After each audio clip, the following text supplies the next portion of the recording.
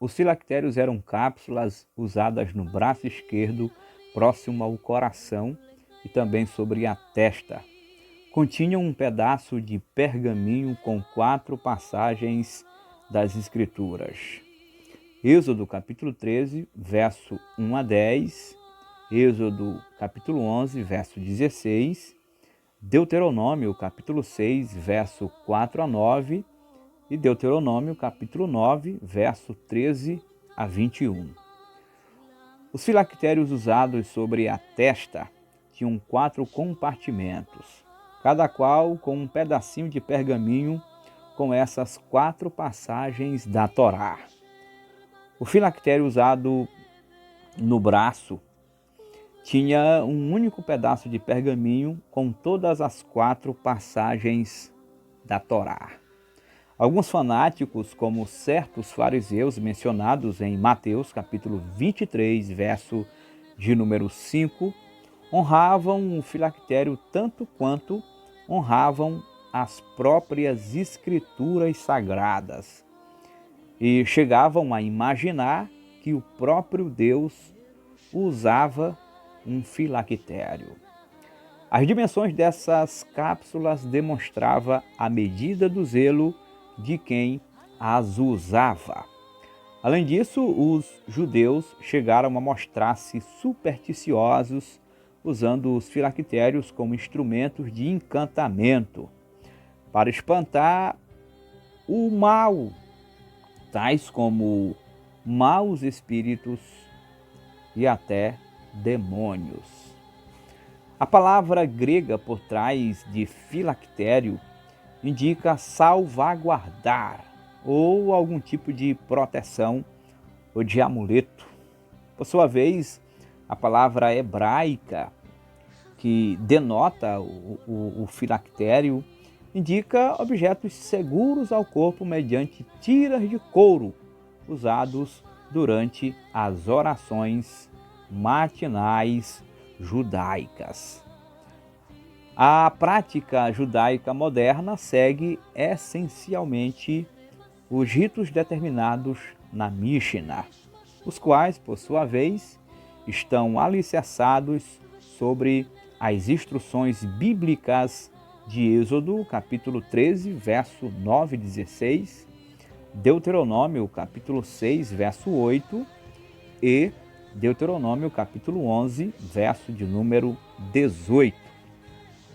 Onde ali é ordenado que o povo de Deus deveria ligar a lei de Deus às suas frontes, ou testas, entre os olhos e sobre a mão, como sinal de inquisição espiritual séria e, é claro, obediência à lei divina, a Torá.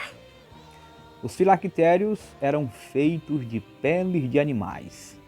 Cada filactério era costurado à sua base mediante 12 alinhavos, cada um representando as 12 tribos de Israel. Os filactérios e as tiras de couro que as amarravam ao corpo eram de cor negra. Essas tiras eram atadas na parte posterior da cabeça de cada pessoa que a utilizava, de modo que o laço tomasse o formato da letra hebraica Dalet.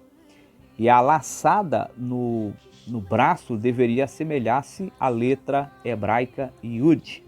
E a letra hebraica Zin era escrita em ambos os lados da caixinha usada sobre a testa do filactério. Assim, segundo eles ali estavam as 3 letras que representavam um dos nomes de Deus. Um ritual bem elaborado estava envolvido na maneira como os filactérios eram atados ao corpo. Aquele do braço era posto em primeiro lugar, e em seguida o que era usado na testa, com maneiras certas de serem atadas as tiras. Várias orações e bênçãos eram proferidas durante o processo, incluindo a recitação do trecho de Oséias, capítulo 2, verso 19. Terminadas essas orações, os objetos eram removidos na ordem inversa e então eram guardados em um saquinho bem ornamentado, usado exclusivamente para essa finalidade. Os arqueólogos têm encontrado fragmentos de filactérios em Qumran. Na Idade Média, todavia, não havia qualquer prática uniforme, embora todo o ritual tenha continuado a ser observado de várias maneiras.